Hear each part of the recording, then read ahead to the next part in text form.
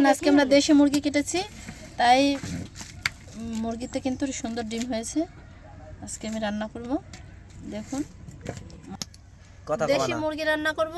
মুরগিটা কেটে ধুয়ে নিয়েছি, দিয়ে দিচ্ছি পেঁয়াজ কুচি, রসুন বাটা, আদা বাটা, জিরে বাটা, দিয়ে দিচ্ছি পরিমাণ মতো লবণ, পরিমাণ মতো হলুদ,